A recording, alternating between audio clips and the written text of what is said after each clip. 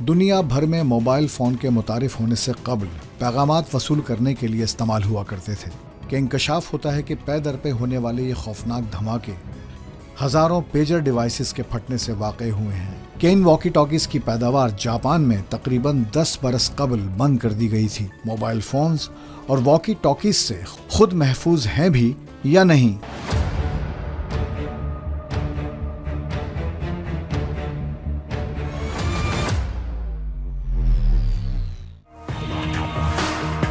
یہ 17 ستمبر 2024 کی سپہر کا واقعہ ہے۔ لبنان کا شہر بیروت دیکھتے ہی دیکھتے پے در پے ہونے والے دھماکوں سے لرز اٹھا۔ پھر بیروت اور جنوبی لبنان میں بیکھا ویلی سمیت بہت سے مقامات پر ہر جانب زخمیوں کی چیخ و پکار سنائی دے رہی تھی۔ بہت دیر تک کسی کو کچھ سمجھ میں نہیں آیا کہ یہ دھماکے کیسے کیے گئے، بم اور بارود کے بغیر۔ اس تباہی میں کون سی ٹیکنالوجی استعمال ہوئی اور اس کے پیچھے کن قوتوں کا ہاتھ ہے؟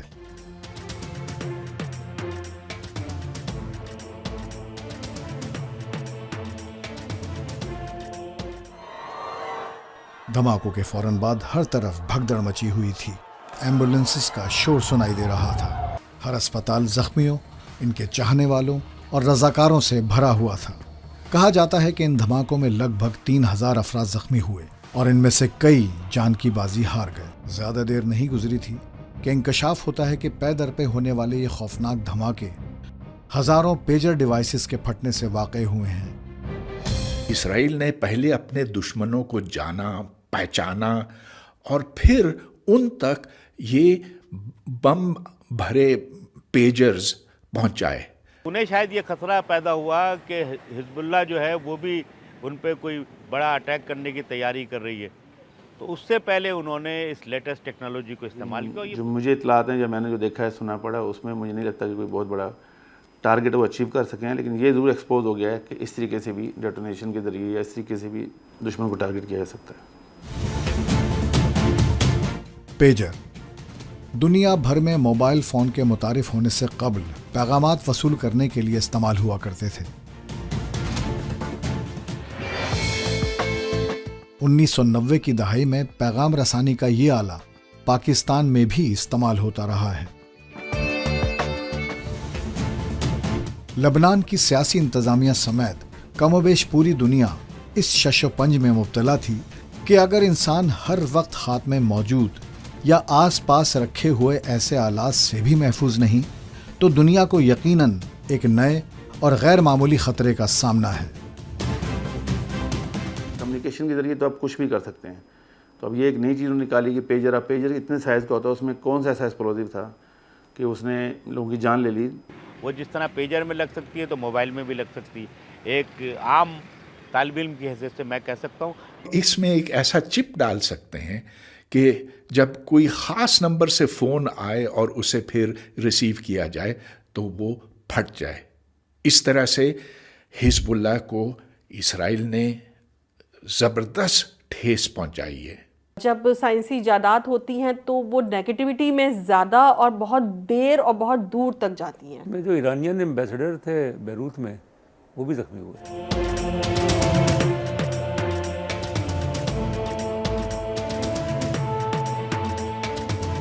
ان پراسرار دھماکوں نے دنیا کو ایک نئی تشویش میں مبتلا کر رکھا تھا کہ اگلے ہی دن یعنی 18 ستمبر 2024 کو اسی ملک میں ICV 82 ماڈل کے بہت سے واکی ٹاکیز بھی ایسے ہی دھماکوں سے پھٹ پڑے۔ کہا گیا ہے کہ ان واکی ٹاکیز پر کمپنی کا نام موجود تھا۔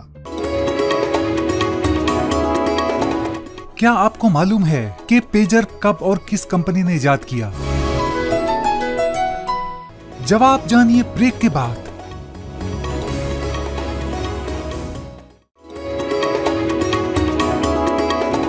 پیجر ایروین AI گروس نامی انجینئر نے سال 1949 میں ایجاد کیا تھا اور اسے موٹرولا کمپنی نے تجارتی مقصد کے تحت تیار کرنا شروع کیا۔ ابتدائی دور میں پیجر پیغامات وصول کرنے کے لیے یک طرفہ طور پر استعمال کیے جاتے تھے۔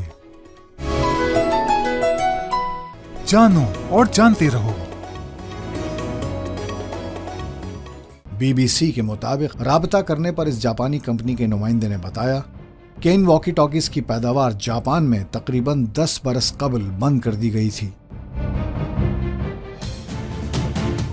پیجر ڈیوائسز کے ذریعے ہونے والے ان تمام دھماکوں میں ایک بات ضرور مشترک تھی، وہ یہ کہ یہ تمام ڈیوائسز حزب اللہ گروپ کے ممبران کے زیر استعمال تھیں۔ اس میں حزب اللہ نے تسلیم کیا ہے کہ ان کا جو نظام تھا، سلامتی نظام تھا، وہ کمپرومائز ہوا۔ ان کا ٹارگیٹ تو بہت بڑا تھا، کہ ان کا تو یہ خیال تھا کہ حزب اللہ کی ساری قیادت اور بہت سارے لوگ مارے جائیں گے تو یہ خود بخود ختم ہو جائے گی۔ تو انہوں نے ایسی پروگرامنگ کی تھی کہ ایک ساتھ انہوں نے سب کو میسیج بھیجا، جیسے گڈ بائے، کوئی کوڈ لگایا، گڈ بائے بھیجا، اس تمام پیجر آلریڈی فیڈ ہیں اس کے اندر، اس پروگرام میں 100 پیجر فیڈ ہیں، 100 کو ایک ساتھ میسیج کے 100 ایک ساتھ بلاسٹ ہو گئے۔ یہ ڈیوائسز ایک خاص وائرلیس کمیونیکیشن سسٹم کے ذریعے کام کرتی ہیں۔ اس میں کسی بھی قسم کا سم کارڈ یا نیٹ ورک درکار نہیں ہوتا۔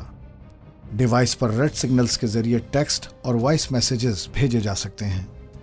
60 کی دہائی سے یہ آلہ دنیا میں مختلف شکلوں میں استعمال ہوتا آ رہا ہے، لیکن ان پیجرز کے پھٹنے کا تکنیکی جواز بہرحال ایک معمہ بنا رہا۔ دھماکوں کے بعد سے اب تک حزب اللہ سمیت پوری دنیا اس تشویش میں مبتلا ہے کہ وہ اپنے پیجرز، موبائل فونز اور واکی ٹاکیز سے خود محفوظ ہیں بھی یا نہیں۔ اسرائیل نے صرف حزب اللہ کو ختم کرنے کے لیے اتنی جدید ٹیکنالوجی کا استعمال نہیں کیا، بلکہ دنیا بھر میں دہشت گردوں کا راستہ دکھا دیا۔ ایون آپ کی اپنی ذاتی پرائیویسی بھی محفوظ نہیں ہے، جان کی خطرہ تو جان کا خطرہ، آپ کی عزت بھی محفوظ نہیں ہے، جہاں تک یہ پہنچ چکی ہے چیزیں۔ ہمارے عاشورہ کے جلوس میں اور اس طرح کے جو ایونٹس ہوتے ہیں وہاں پہ اس طرح کے دھماکے ہو چکے ہیں۔ اصل کمال یہ ہے کہ آپ دشمنوں تک کیسے پہنچائیں گے، اس کے لیے جو مخبری کا پورا نظام ہے وہ کام آتا ہے، اور یہ کامیاب تب ہو سکتا ہے جب آپ کے پاس معلومات ہوں۔ تفتیش کے دوران مزید معلوم ہوا کہ لبنان میں پھٹنے والے یہ پیجرز تائیوان کی ایک کمپنی نے تیار کیے تھے، جبکہ رابطہ کرنے پر کمپنی کے ذمہ داروں نے بتایا کہ کوئی 3 سال قبل اس خاص پیجر ڈیوائسز کی تیاری کا ٹھیکہ ہنگری سے تعلق رکھنے والی ایک پارٹنر کمپنی کو منتقل کر دیا گیا تھا۔ مزید انکشاف ہوا کہ اس ہنگیرین کمپنی کو اس خاص پیجرز کی قیمت کی ادائیگی مشرق وسطی ہی کے ایک ملک سے کی گئی تھی۔ حزب اللہ کے خلاف کیے گئے ان دھماکوں پر تحقیق فی الحال اس نتیجے تک ضرور پہنچ گئی ہے کہ ایسے پراسرار حملوں میں سپلائی چین ایک اہم ترین معاملہ ہے۔ اس سپلائی چین میں خام مال کا حصول، پیداوار، نقل و حمل، سٹوریج اور تقسیم جیسے عوامل شامل ہیں۔